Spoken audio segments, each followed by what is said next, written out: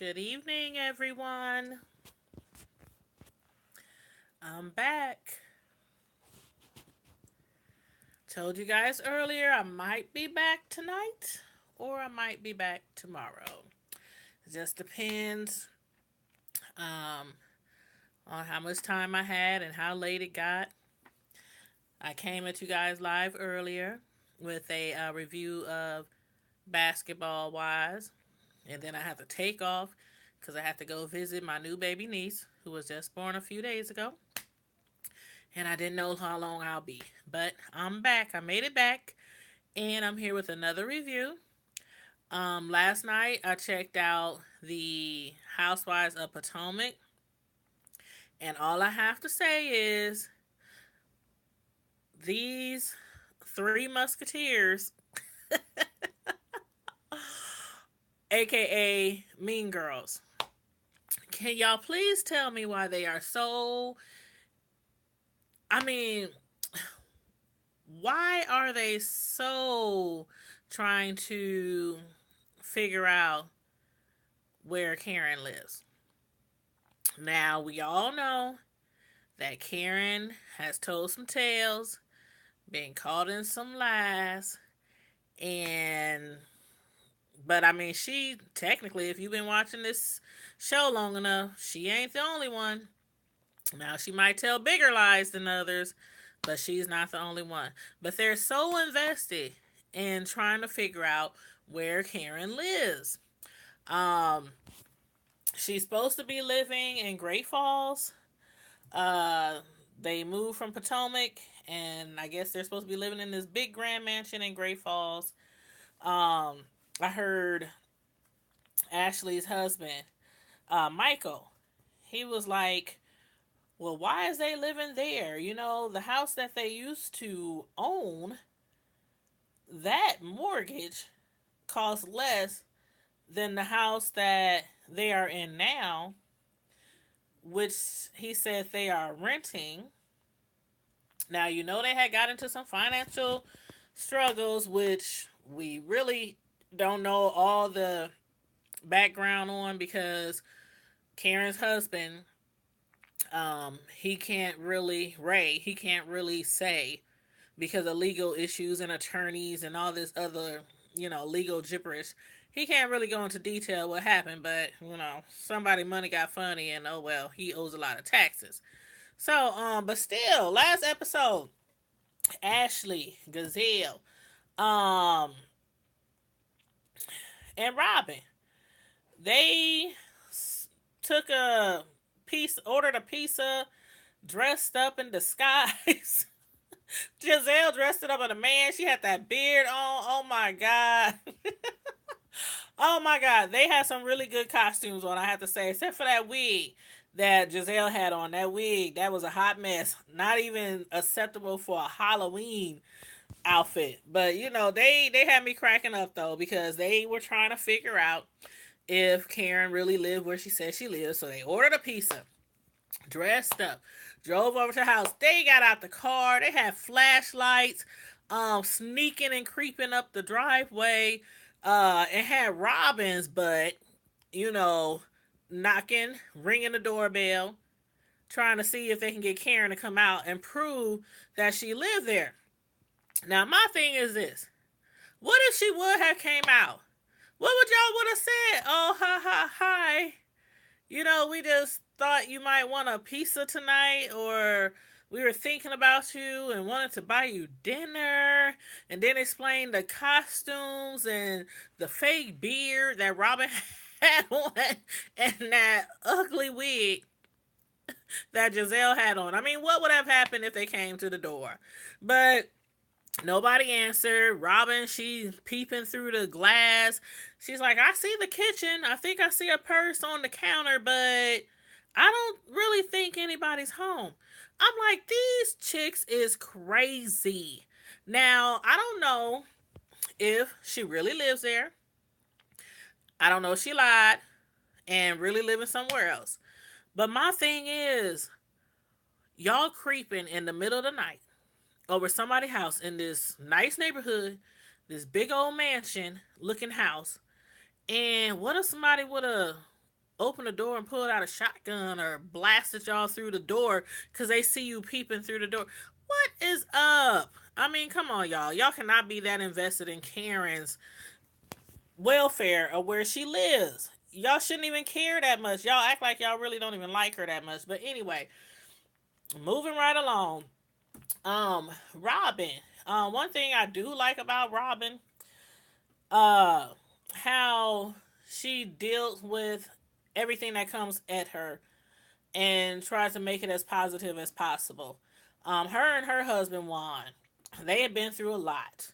They've been married, they've been divorced, they had money issues. One of their closest friends stole money from them and stole money from other people. He was supposed to be investing money for them, investing money for all kind of other people. He got caught up, couldn't pay the money up, got depressed. Y'all remember all that. He got depressed, ended up killing himself, committing suicide. And Robin and them never got their money back, so they lost their homes. They lost, they lost a lot. But they're bouncing back. And I love how open she is and how unafraid she is to go into that part of their life and how to show her bouncing back. You know, she's right now into the flipping business. Juan, he has a good job right now. They got a new place. It might not be as big as the mansion that they think Karen live in or supposed to live in, or as big as some of the other cast members' homes. But it's a home. It's a nice home that they made for their children. So I really love how she um goes into detail about she basically she's an open book. She's an open book. I like that about her. Compared to Karen, like I said, we really still don't know where she lives right now, and that's really not too important. What's more important is her and her husband getting their life back on track. And he had mentioned through this episode how they had worked things out with the attorney, worked things out with the tax, the government, or whatever. And so it seems like everything is falling back in place, and I think they'll be okay. Um, Candace, Candace. They start off with her, sitting around chopping it up with her fiance Chris, and he's going on.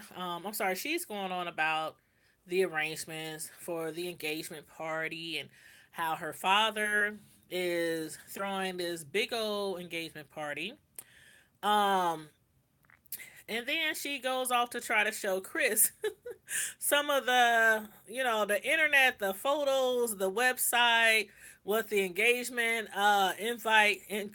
the engagement party invites are going to look like. And why was it me, or did it seem like he really had like a he didn't really care attitude when she was trying to show him the invitations?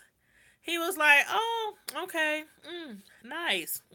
They handed the computer back to her and everything, and I'm like, "Well, he doesn't really sound." I mean, throughout this whole season, I can't honestly say one time where I really thought that he was really excited about this wedding coming up. But he also goes into his children. Now, I don't think they've ever shown his children, but he has 3 kids, they say, 2 by his previous, I think they said marriage, and then another one who's 15 years old.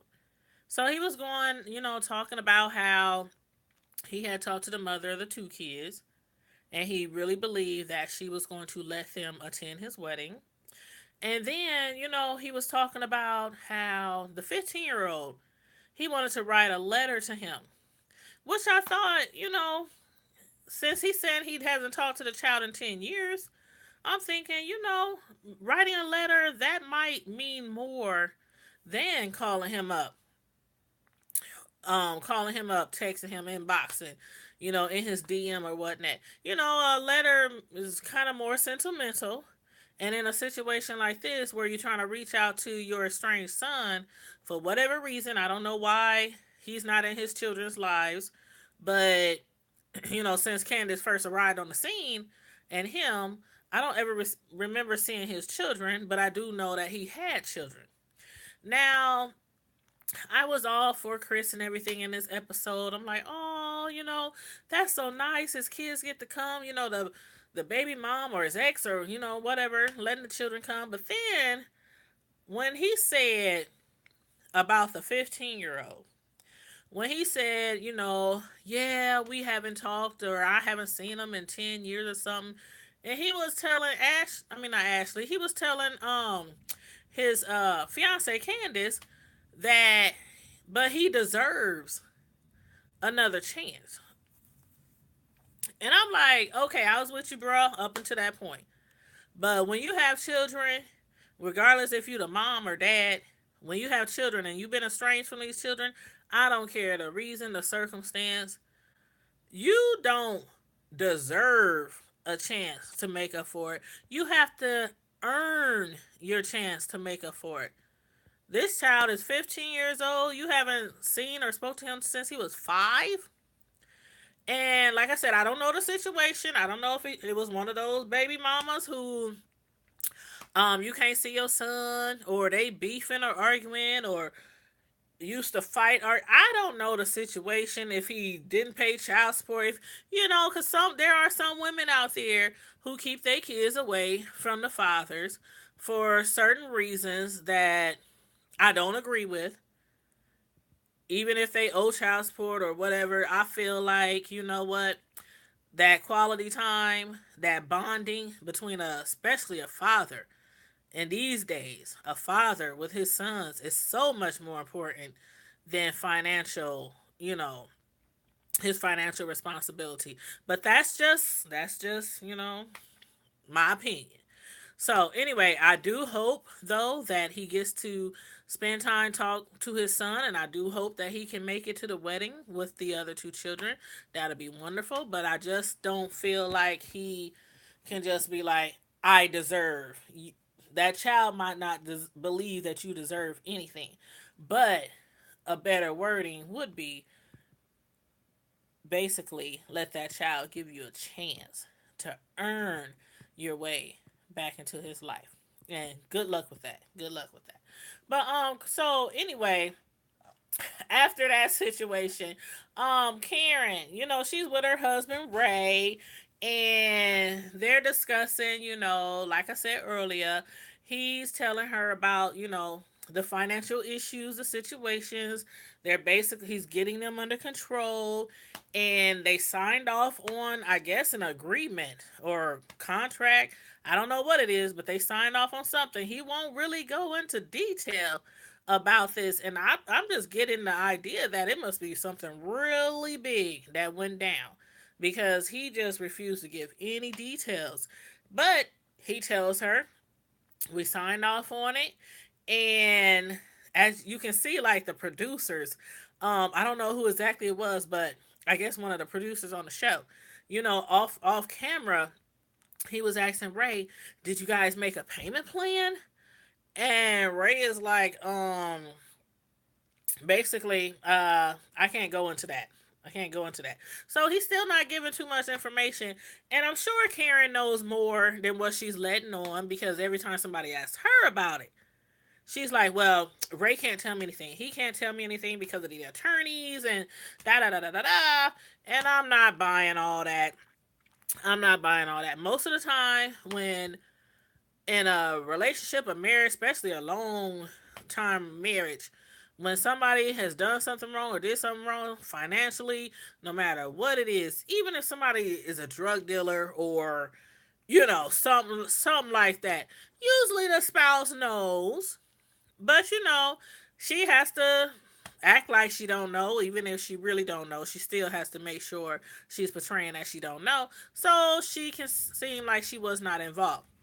And she says she has her own money, her own bank account. So what's hers is hers, and what's his is now, I guess, the government. I don't know. But anyway, so I guess they're getting back on track, and she's telling him about the trip to France and telling them how, there was a couple of arguments, a couple of catty situations, which also included Ashley accusing them or making accusations about where they do not live. So she tells Ray about this. And I'm sure it's not the first time he heard about it. But again, my thing is, why are they so invested in where they live? I mean, even if they are lying, I mean, how many people lie? People lie about all kind of stuff. Where they work, where they live. I mean, how much money they make. But people aren't just putting on costumes and sneaking off to their job where they supposedly work, or to their homes, or driving and checking their driveway, prying open their garage, trying to verify if they really drive a specific type of car. I mean, these three musketeers was dragging it out. And again, they lucky they did not ride up on the wrong house in the wrong neighborhood, because somebody could have been carried away on a stretcher or in the back of an ambulance needing some serious care. Michael, Ashley's Michael. I I don't know what to say about Ashley sometimes. I know she's young, but she is not that doggone young where she should be so dang naive. Michael has been leading her on since day one. Now, I don't know if it was the last episode or the episode before that, when he told her, okay, he's been giving her excuses since day one. At first, when she was like, okay, now, you know, it's a deal breaker if I can't have a baby, or if you don't want to have a baby, it's not negotiable, da da da da. And his first excuse was, at least the first one I remember back, correct me if I'm wrong, throw another one in there in the comment section, if you recall something else. But the first excuse I remember is when he told her, the restaurant that they got, he was like, once the restaurant is up and running, you know, then we'll discuss it. Then it was, once the restaurant is making money and we're making a good profit and we seem like we're doing okay, then, we'll talk about it. He might as well have said, once this restaurant leads us to open another 3, 4, 5 restaurants and we're making a gazillion dollars, then we can talk about it. That's what he might as well told her. But this time, he told her, the reason why I'm so not committed to having children with you is because of how your mother raised you. Now, all this, and she was offended. I would have absolutely been offended. Because regardless of how my mother raised me, there's a lot of children that come from broken homes that turn out to be, movie stars, sports, big in sports, football players, basketball players, lawyers, doctors, actors.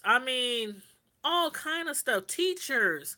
I mean, and they parents could have been a crackhead. So for him to use that as an excuse, that's just another excuse. He's just still leading her on. But she she ends up going to seek a counselor, and I think she's already met this lady before. I'm not sure. But she goes to a counselor, and she's telling the counselor about it. Now, remind you, she told her mom about it. Her mom was upset. I can't believe he said that. She was offended, as she should be. And she told her uncle about it. And her uncle and her mother, everybody else agrees. This man ain't trying to have no kid by you. Why are you holding your breath? Why are you letting him leave you on? Why are you letting him play you like this? So, I guess she still needs to hear it from somebody else. So she goes see the counselor and talks to the counselor. And the counselor's like, you know what? I understand how you was offended. He was talking about your mother. I understand that you spoke up for your mother and you defended your mother. That's all good. That's all good and dandy. But the bigger picture is, the bottom line is, this man does not want to have kids with you. It's so plain. It's so plain as day. I don't know if she's playing dumb or if she really, really is just hoping that she can change his mind down the line. Like, this man just seems so set on not having children. He has children, they're older, they're grown. He's also a lot older than her. She's how old did she say she was? I think she said she's 26, 27. And she's talking about, well, I'm not ready to leave him. I'm willing to give him a chance. You know, just try to work it out. So, anywho, she, after she goes sees the counselor, she ends up talking to Michael. One morning they're up and about, and she's making coffee for them, and she basically tells him, I need something in concrete. I need a definite answer. I need to know, do you plan on having children with me or not?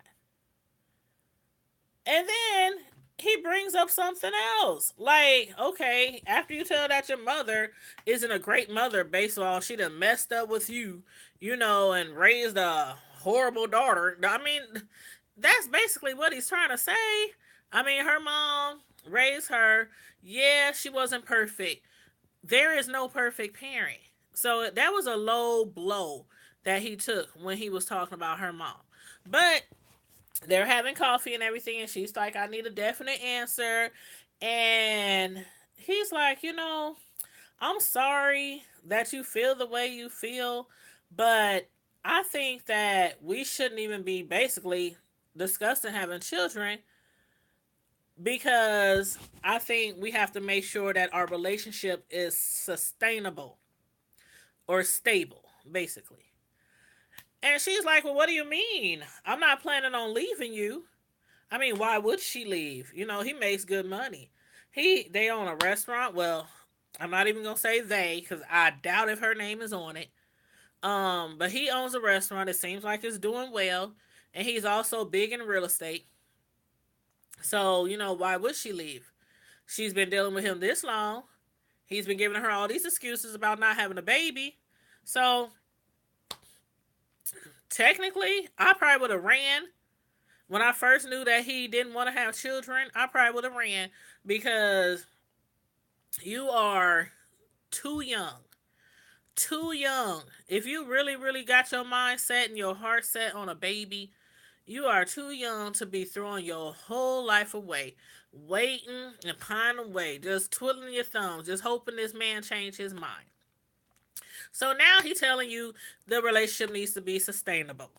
And she's like, she don't understand. I'm not planning to leave you.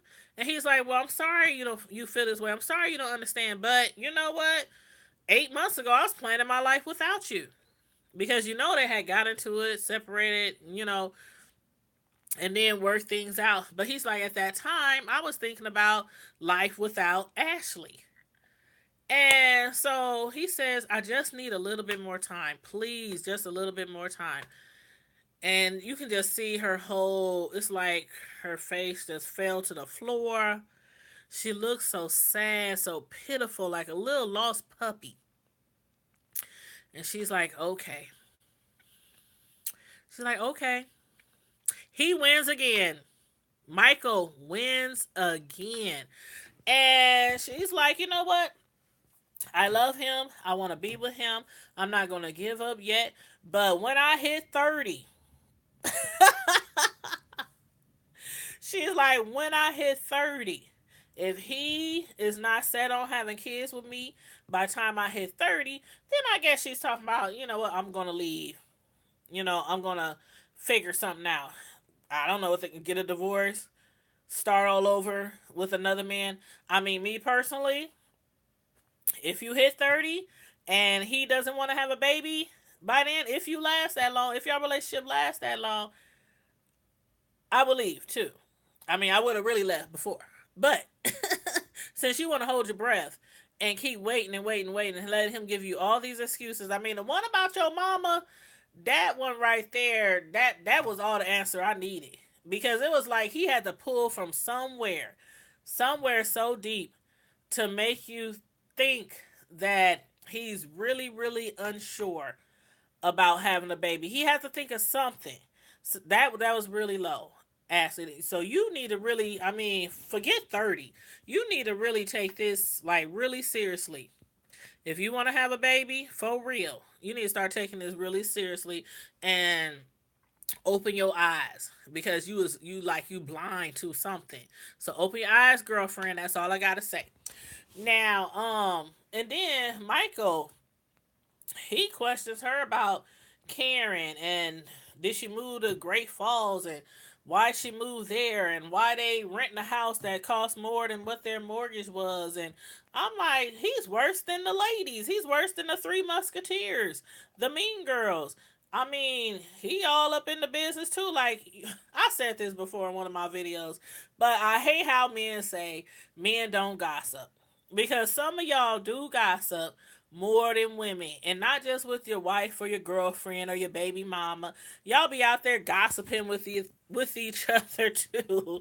Now y'all can pretend like y'all don't, but we females know way better. Now, Monique, uh, her what's her husband name? Chris. Um, I'm sorry, not Monique, but other Chris. Yeah. At the engagement party, everybody shows up. Monique, Chris. I keep forgetting there's two Chris's. There's Monique's Chris, and then there's uh Candace. And I always thought her name was, when I first saw the show, the way it's spelled Candice, but I guess, it's Candace. But anyway, everybody shows up. Monique shows up, Chris, Cherise, Ashley, Michael, Karen, Ray. Everybody shows up. And it seemed like they having a good old time, nice little event. Everybody's dressed up. They on the rooftop. And it's real sexy and laid back. And her parents are there, her cousins, brothers, everybody is there. And everybody's having a good old time until Ashley and Michael show up. And Ashley, oh Lord, as soon as she get there, she goes and she sits next to Karen. Now her and Karen been beefing. And it's all over the house and all over where she lives and what they doing and the money and the taxes. I mean, because they all up in her business. And she's like, "What's up, Karen?" And she's looking at her like, "I know you're not talking to me. I know you're not talking to me." And Ashley, her crazy, but oh, I'm so glad to see you wearing your ring. Because there's been a few instances. Hold on, let me take a sip. Some ice water. Throat dry. There's been a few instances where Karen has taken off her ring. Now she claims because one night or one time she had got mugged, and she claims that she hid her ring in her bosoms or in her lower area, and the ladies didn't believe her. But that's one of the excuses why she said she always take off her ring or takes off her ring sometimes. So she was trying to be funny. Ashley, I'm happy to see you wearing your ring, and I'm happy to see Ray is here. And the other ladies are like, Ashley, did you expect that to be a compliment, or did you? And Sharice is like, actually, that's not a compliment. And she's like, I was really, really, really trying to be nice. I swear I was really, really trying to be nice. And Karen she starts to go off. Keep your name out my mouth. I'm sick of you lying. You're just such a liar. I don't care what you think about me. I don't care what you think about my ring, my house, my husband, my pinky, my big toe. She was letting her have it and actually sitting there like she don't know. See, what kills me is how Ashley, now she has so many issues with her relationship. And although it might just be one big issue, the big baby issue, but that is so much more than worrying about where the next person lays their head every night. It's so much more. You trying to have your man put some seeds up in you, But you over here worried about where the next chick is laying her head and why she don't have a ring on. And but you can't figure out why are you with a man who don't want to have a baby by you. This is just so crazy to me. But anywho, Karen, she checks her. Sharice checks her. And Candace even puts her 2 cents in. Like that was such a dig. Why is this so much concerning to you? And then on top of that, Michael, her husband. Now they were conversing before when they were having coffee and talking about the baby and their relationship. And then Michael went on to ask about their home and where they live and the things he heard. And so he goes over to Ray. Now Ray's sitting there minding his own business. He's talking to Candace. I think it was her aunt. I can't remember her name, but he was over there talking to her aunt and asking her, about her business and, what does she do, for a living. And she was sitting there telling them, I have my own company and everything. And, her medical supply. Sorry, I had to look at my notes. She was talking about her medical supply company and everything that she owns. And why Michael comes over there and you see them talking, they discussing, you know, making, conversation. And he just jumps in the conversation, just so rude and disrespectful. And he just tells Ray, where do you live? I was gagging. Like, for real, you interrupted their conversation. They discussing medical supplies and, other stuff. And he just rudely interrupts them. Hey, Ray, where do you live? Ray turned around. I thought that man was going to punch the snot out of him. He turned around. He looked so upset. And I ain't never seen Ray, like, get really upset. But I was like, oh man, Michael, you about to get it now, bro. But he was like, do you live in Potomac? Or do you live in Great Falls? And he was like, I went to your house and it was rented. And I'm like, really? And that's when I said, man, men can be just as petty as women. They gossip. I mean, him and Ashley, like Karen said, him and Ashley, they belong together in that sense. In that sense.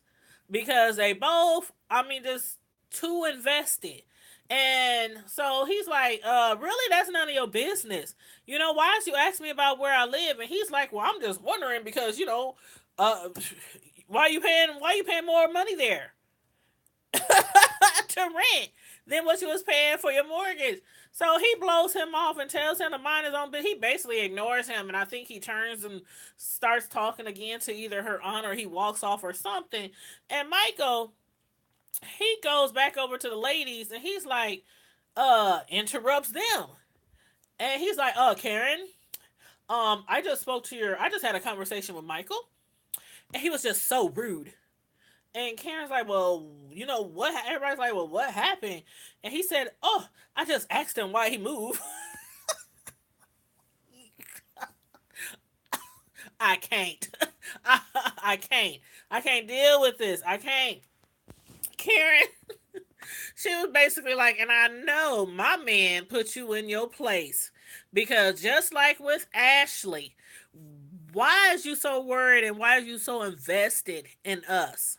Worry about your own business. Take care of your own house and home. Regardless, if they live in a hotel, and I ain't saying they live in a hotel, I'm sure they live in a very nice house.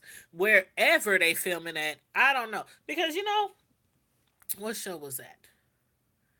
What show was that? I think it was Black Ink. Yep, it was Black Ink, New York. I had read somewhere where with Caesar and all them, that Black Ink. And the original Black Ink. And they were saying how a lot of the homes in these reality shows, a lot of homes, a lot of the apartments, the lofts, the you know, townhomes, these cast members don't really live there. That they rent them out for the seasons of the shows. And then off season, they live wherever they really live. I'm not saying that's what Karen's doing. I'm not saying that big old house where her and her husband be eating their breakfast and they be showing them in the house. Look like they got 10, 20 bedrooms and 12 bathrooms and 15 car garage. I'm not saying that they renting it, but even if they was, I mean, they just looking for something else to talk about, something else to just batter somebody with. Like, I don't know. He deserves to be part of the Mean Girls team. So anyway, she's like, you know what? I'm sure my man told you all, and he was like, well, I just don't understand. You know, if he uh lived 10 minutes from his job, and then you guys move way out here. I'm like, Michael, just drop it, just drop it. And then Giselle, she asked her, you know, did you get that pizza delivered to your house? And Karen's like, what pizza? What are you talking about? And she lies and say, "Oh, we all got pizza. They delivered pizza to everybody." And Karen's like, "No, I have no knowledge of any pizza." And so they're like, "Well, did you check your porch?" Like that's where they gave it away right there. Because if you know somebody didn't get no pizza and it was delivered 2 days ago, why would you say, "Did you check your porch?" Because if they went outside their house, they gotta go by the porch. They mailman. I mean, they would see this pizza.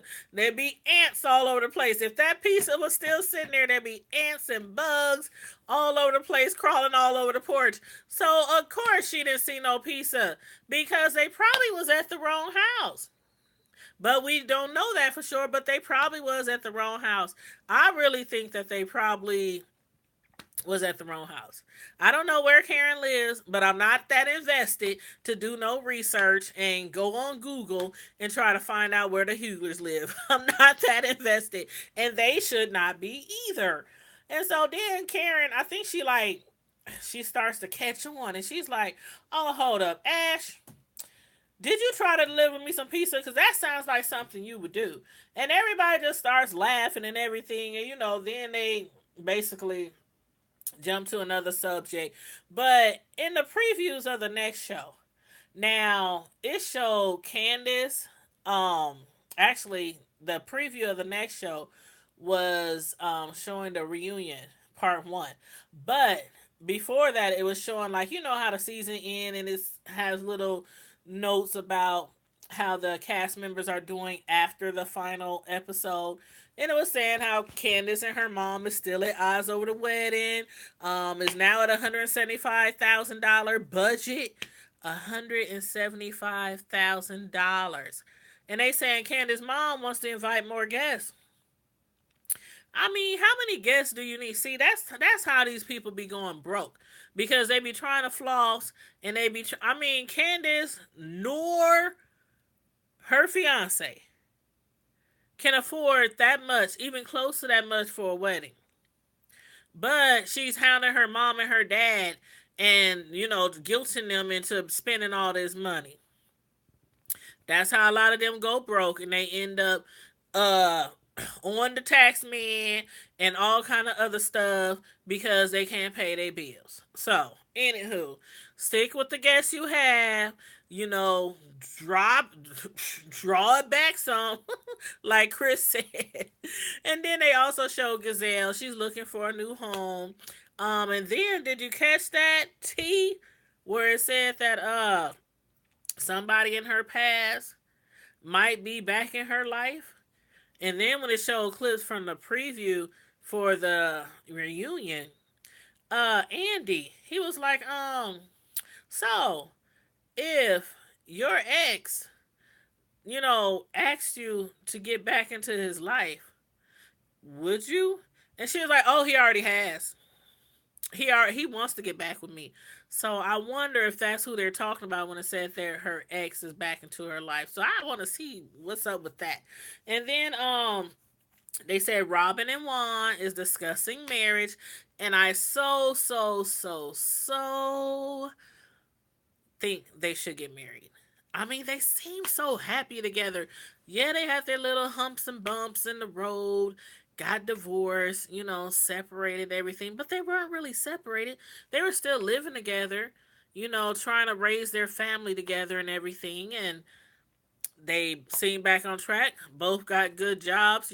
She's, like I said earlier, starting her career with house flipping. He has a good job. I think he's a coach at a high school or college or something like that.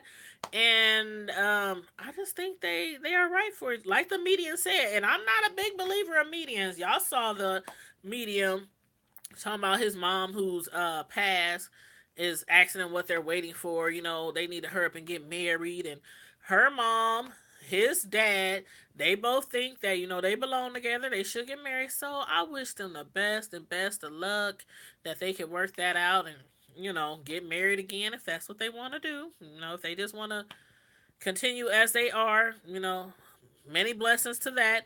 They say Karen is still debt free and loaded with money, and Ray's tax issues are behind him. But they said she is still not willing and ignoring the fact that he wants to move to Florida, because she does not want to move to Florida. And then they said how the pizza box issue is still not resolved. But I think it's resolved. I think Karen and them, I, I don't know. I just can't imagine. Okay, it's two people, regardless if they can afford a big mansion or not. It's two people. It's just them. Why do they even need a house so big anyway? If they did live there, why do they need a house so big anyway? Them are the things, like I said before about Candace's wedding. Them are the things. These people get on these talk shows. They get paid a little bit of money. That's one thing I remember about Nene when she said about, the Housewives show of Atlanta. They get on these shows, they think they're going to be rich forever because they getting this nice money, these nice contracts. You don't never know if you even going to make it to the next season. They pick and choose. I mean, sometimes if your storyline ain't big enough or not fascinating enough to the viewers, they'll chop you. They might add you back down, add you back in a few seasons later from now. But they out there spending this money and all flossing. Save your chips. Save your money. So if you were to get put off the show, you wouldn't have to give up your home, all your cars, and, end up in tax trouble or whatever else, that be going on with y'all. But anywho, that's my review of this show. I'm looking so forward to the reunion. I think that's gonna be really good. And Andy, he just seemed like he was just being real, real petty and messy. And I'm all for it, Andy. So, you guys, let me know what you thought about this episode. About Candace. Mom, what do you think about what she said to Chris when she said, "Oh, now, you gonna have 3 baby mamas." When you and Candace have a baby, because you got 2 over here, you got 1 baby mama over here, and now Candace will make, 3rd baby mama. And Candace was like, no, I think she just saying that because it was shade. It was shade. But she said, I just think that's because, she's been kind of trying to control me all my life. She was in pageants. She was Miss USA, so she's been kind of controlling her in a sense, over everything that she is involved in. And now she's about to hand her over to this man. Her and her, stepfather or whatnot is about to hand her over to this man, and she don't know how to handle it. Me personally, I think the reason why she threw that little shade about her being a 3rd baby mama is because she's probably unsure about Chris's ulterior motives. Is he gonna hang around? Is he gonna stay? Is he gonna try to leave her like his last few relationships? Kids in the wind, ain't talked to the kids, ain't seen the kids, ain't seen his oldest son in 10 years. I'm sure she would have some doubts. If that was my daughter, I'd be having some doubts too. So I don't blame her mom, for that. But let me know what y'all think about it. And let me know about what y'all think about Michael and his attempt to shade Ray. I thought that was so tacky. But let me know what y'all thought. Anything about the cast, anything you think about the reunion coming up, any other shows you think I should be reviewing or watching. Just let me know. Hit me up in the comments. And if you didn't like this video on the way in, Make sure you click like on your way out. Also, make sure you subscribe to this video. Subscribe to my channel if you are not already a subscriber. And after you hit subscribe, that little bell will pop up. Tap that bell until you see the asterisk around it. That'll let you know that from now on, you will receive all my live notifications the minute I go live. And make sure you share the video. Share, share, share, share. Support a sister. Support Miss Primetime. But as usual, until we meet again, stay safe, be blessed, and I'm out.